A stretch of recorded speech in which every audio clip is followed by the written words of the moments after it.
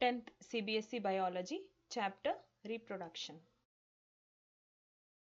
In this video, you will learn reproduction by budding and spore formation.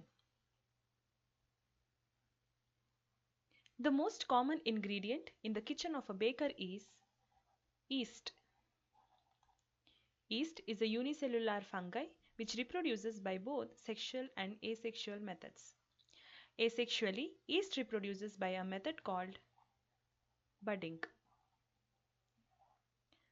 Let us understand this method of asexual reproduction, that is budding, by taking yeast as an example. Observe the image carefully. This is the microscopic view of yeast cells. This is a parent cell from which we can see an outgrowth. This outgrowth is called bud. Now, why is there an outgrowth?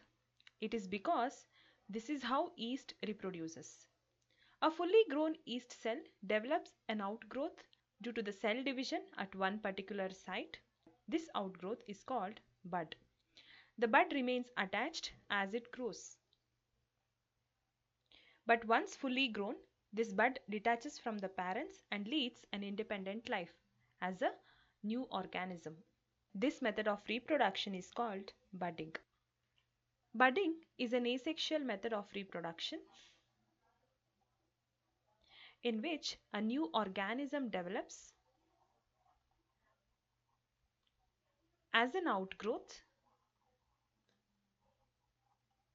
or as a bud from the body of parent.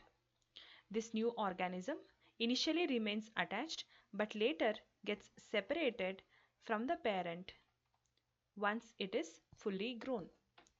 This method of reproduction is called budding. Budding is seen in many other organisms. What we have now seen is in the unicellular organism, that is yeast.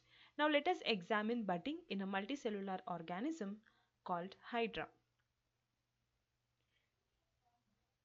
Hydra are multicellular freshwater animals.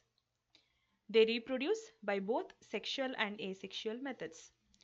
When the conditions are favorable, it reproduces by this asexual method of reproduction, that is budding. Every 2 days, the adult hydra produces a new bud which grows into an adult, and during this growth period, the buds remain attached to the parent, as you can see from the image. Once fully grown, the buds separate from the parent and live an independent life. Now, let us move on to the other method of asexual reproduction, that is through spore formation.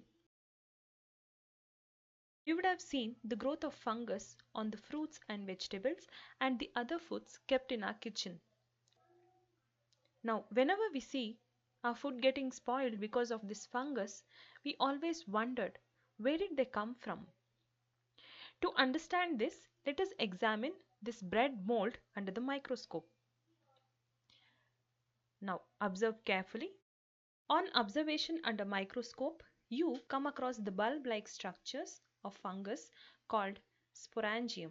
Here you can see these are the bulb-like structures.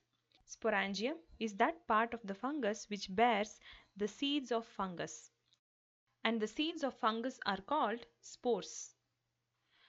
The word spores is derived from a Greek word called spora, and the word means to sow or sowing. Spores are similar to the seeds of plants. Spores are single-celled reproductive units produced by the fungus which are resistant to adverse climatic conditions. That is, they can withstand extreme heat or extreme cold. So the spores, on return of the favorable conditions, germinate and develop into new organisms. Fungal spores, as they are resistant to the adverse climatic conditions, are present in all types of environment. When the environment is dry, they cannot grow as they require moisture for their growth. It's only on the availability of moisture the spores germinate and start growing.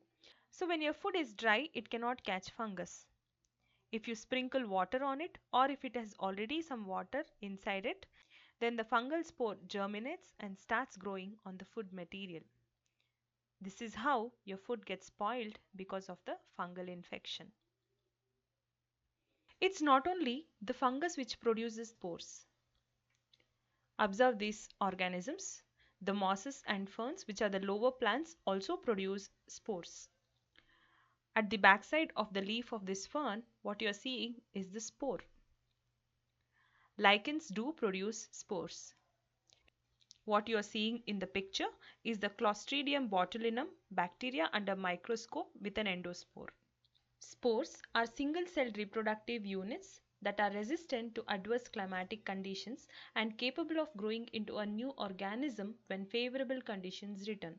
Since spores are unicellular or single-celled and does not involve union of gametes, it is considered as asexual method of reproduction. In this video, you understood budding and spore formation, the asexual methods of reproduction.